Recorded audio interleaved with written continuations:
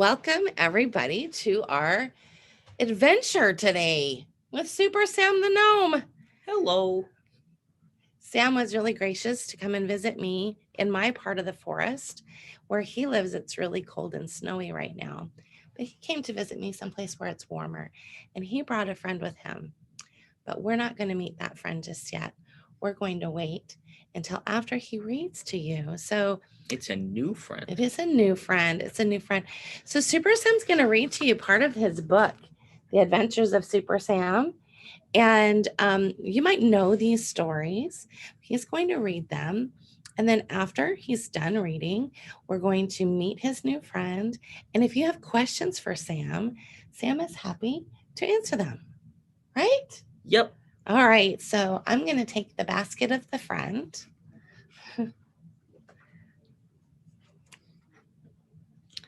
And Sam is going to read. Okay. Harvest time. Super Sam is a kind gnome that lives in the forest with his friends. His house is shaped like a mushroom.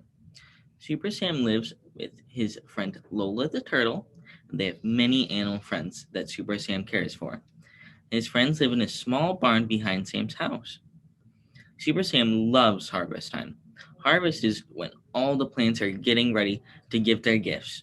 He has already harvested strawberries and spinach and beets and carrots and corn. Now he will help the other gnomes harvest something very yummy. Peaches. Super Sam loves peaches. One morning, Super Sam woke up and noticed something. He could smell smoke. Smoke is never good in the forest. He quickly put on his shoes and ran out the door. Other gnomes were running too. Where's the fire? Some shouted. Over here, someone else called. A small bush was on fire, and the gnomes were quickly bringing water from the stream to put it out. What happened? They all wondered.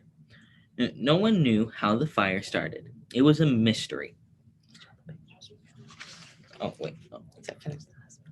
Super Sam helped his friends pick peaches and then returned home. He and Lola canned their peaches and put them up for the winter.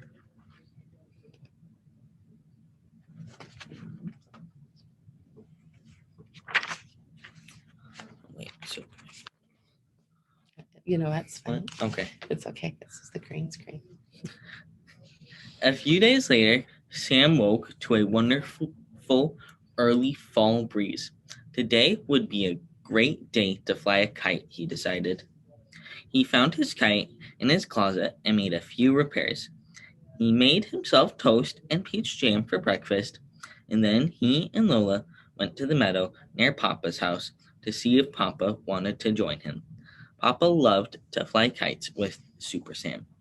Super Sam walked on, excited to talk to Papa. Suddenly, there was a big shadow on the meadow, and Super Sam smelled smoke again. He ran toward the edge of the forest near Papa's house. Papa was already working to put out the fire. What was that? Shouted Sam. I am not sure, son. Something that breathes fire. They put out the fire and went on to fly kites all day. They talked about where the fires could be coming from. At the end of the day, just as the two gnomes were going home, they ran into one of the king's servants. The king has called a special meeting, said the gnome. Everyone is to meet in the Crystal Palace tonight. Super Sam and Papa went back to Papa's house, ate dinner, and then walked to the Crystal Palace. All the forest gnomes were there. Super Sam and Papa gathered with the other gnomes in the Crystal Palace. The king came out to greet them, wearing a beautiful crown made of autumn leaves on his head. This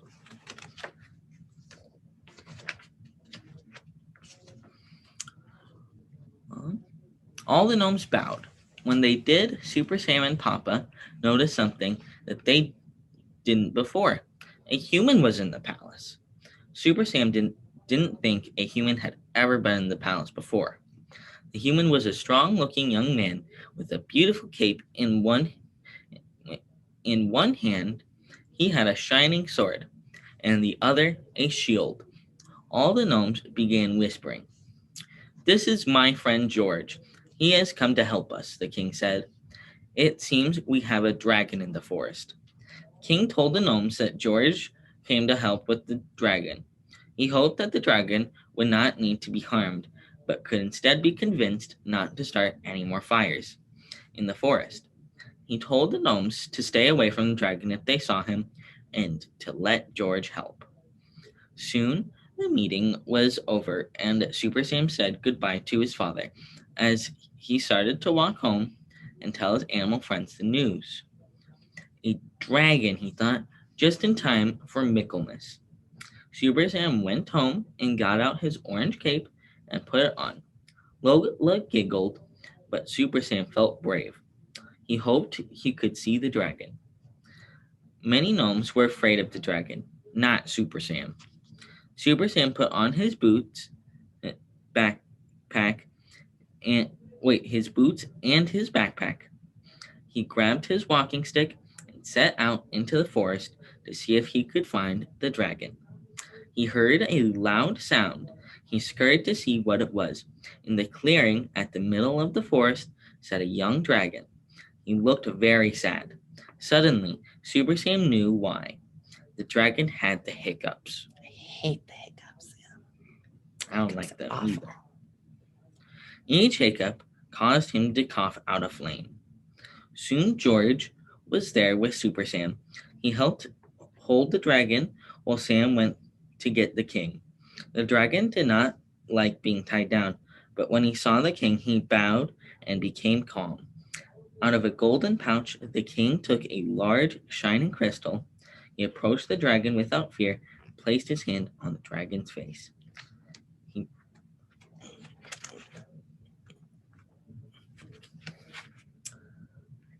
He placed the crystal on the dragon's forehead and bowed his head in prayer. In a few moments, the dragon's hiccups were gone, and he licked the king's face. The king invited the dragon to stay in the forest and help them bake the Michaelmas bread as long as he didn't start any more forest fires. The dragon was happy to lend his fire for the bread ovens and pleased to stay in the forest. I wonder what it's like to be licked by a dragon. Do you think it feels like a cat? I don't think so. Maybe it's not sandpapery. I'm guessing it would be like a snake. Maybe so. I don't know that I want to be licked by a dragon or a snake. That was wonderful. So if you want more stories, we have them, and we can. If you're accessing this on our website, then the information to get the rest of the audios is below. And if you're not and you're accessing us on YouTube, feel free to drop us a message and we are happy to get you the link for that. Now I thought Sam could introduce a new friend. Yep, I can. It's not a dragon, thank goodness. I don't think a dragon would be a good idea right now. I think he'd be too big. Probably would be too big. Okay, now this is my good friend, well, almost my best friend. Wait, let's get her out. Peggy the Hedgehog. Hi, Peggy. Oh, so she is your newest friend in the forest. Does she live with anybody? No. No, she doesn't live with anybody. She doesn't have a sister or anybody? Well, she lives with her sister, Hedgie, and her mom, Miss Hedgehog. She's still little. Mm-hmm. She's still little. Hi, Miss Peggy. She likes to curl up. It's so funny how she can make her whole body do that. Go around all the quills, and then she can look like a ball, a pokey ball. Oh, look, she's trying to stick her feet out. Sticking your foot out? What does she look like when she's all flat? Do you think you can see if you can make her go all flat so that she'll stand up? Everybody can see how big she is. Oh, well. She wants to show you her backside instead of her front side. Hi, Miss Peggy. So you can see on Miss Peggy's back, these are quills. It's not fur. And it's rather pokey when she gets upset. She doesn't actually have any fur on her back. No, she has fur on Only- her front though, on her Only on tummy. her face and her tummy. But on her back, she has quills, and the quills help protect her from anybody that tries to pick at her or poke at her, or an animal that might think she's good dinner, because she's not good dinner. Mm-mm. She's not good dinner at all. But Not when she at gets all. older, her quills will not be so sharp. But right now, she's a baby, and so her quills are kind of sharp. What are you doing? But she loves Super Hi, Sam. dear. Hi, sweetheart. She loves Super Sam. So do we have any questions for Super Sam over there? He has a hello from the Turi kids. Hello. Hello. And Carson says he loves your orange hat. Oh, Thank you Carson, very I will much. have to tell your mommy how to make that orange hat. I made his orange hat. Yep. When Papa I was Gnome very has little. Papa Gnome has an orange, or has a White hat. white hat. Yep. What are you doing? She wants to be moving and shaking There you now. go. Now she's going to be busy. Now she's going to be busy. Do we have any other questions from over there? No, So some people might be wondering, where is Super Sam's cat, Sunbun? He's not actually my cat. He's the farmer's cat. Yeah, and he's back in the other forest. With the farmer. Yep. With the farmer. And what about Lola, your trusty friend? Where is she? Well, she is back in the other forest too, but she's being taken care of by Holly. Yes, Holly is your good friend, right? Mm-hmm. Holly is your good friend that you met in the wintertime.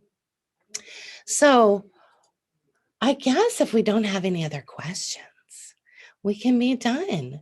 I want to thank you, Super Sam, so much for coming and visiting me today. I love you. Super Sam is my boy. He comes to visit me in my part of the forest often. So I hope you all have a wonderful, wonderful day. And if you have any other questions for Super Sam, you can ask your mom or your dad or somebody who cares for you to send us a message, and we're happy to have Super Sam answer them. Hope you have a wonderful, wonderful day. Bye. Say bye-bye, Peggy. Say bye-bye, Peggy. Bye-bye.